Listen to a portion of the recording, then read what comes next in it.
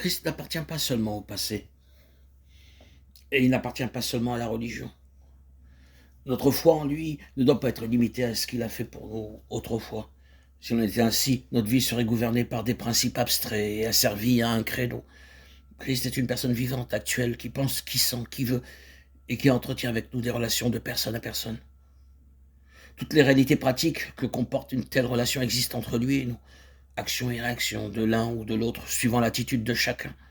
Possibilité de développement, soit dans le sens de la confiance mutuelle et de l'intimité, soit au contraire, en tout cas pour nous, dans le sens du détachement et de l'indifférence.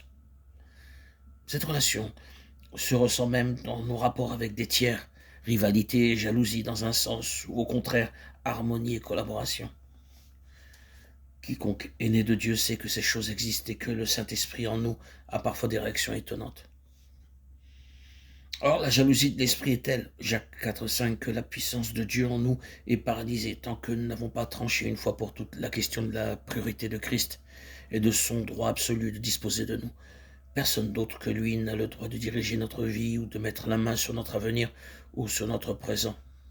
Aucune influence, qu'elle soit matérielle ou morale, individuelle ou collective, religieuse ou sociale, ne peut prétendre nous soustraire au gouvernement personnel de Jésus-Christ et à l'autorité souveraine qui lui appartient de plein droit. La vie chrétienne ne tourne pas autour d'une question de morale, de bien ou de mal. Le plus bel idéal de sainteté, considéré pour lui-même, restera toujours quelque chose de nuageux et d'irréel. La vie chrétienne commence et finit avec le rapport qui s'est noué entre deux volontés dont l'une a plié devant l'autre, entre deux intelligences dont l'une s'est soumise à l'autre, entre deux cœurs dont l'un a cédé à l'amour de l'autre. Tout cela peut paraître bien élémentaire, mais c'est au fait et au prendre que Dieu nous attend. Quiconque a le courage de prendre à cet égard une décision de principe qu'il veut irrévocable ne tarde pas à découvrir que dans son cœur les rivaux de Jésus-Christ sont plus nombreux qu'il ne le croyait, que les influences concurrentes, les influences de personnes ne sont pas disposées à se laisser faire. C'est la croix qui va se dresser sur cette route-là. Et la première réaction des hommes et des choses, et même de Dieu, nous réserve peut-être la déconvenue la plus cuisante et la plus inattendue. Dieu sait ce qu'il fait. La désagrégation de l'ancien régime est indispensable à l'avènement d'un nouvel ordre de choses. Du reste, c'est là la grande pierre d'achoppement. Ces conséquences fâcheuses pour l'homme naturel sont l'objection courante qu'on oppose à ceux qui ne veulent entendre aucune autre voix que celle de Dieu, et l'impératif catégorique de la conscience tombe dans le discrédit simplement parce qu'on interprète à l'envers les suites douloureuses qu'il comporte. D'un homme qui passe par le creuset parce qu'il veut être fidèle, on dira « Regardez-le, croyez-vous que Dieu permettrait que de telles choses lui arrivent s'il était dans le bon chemin ?»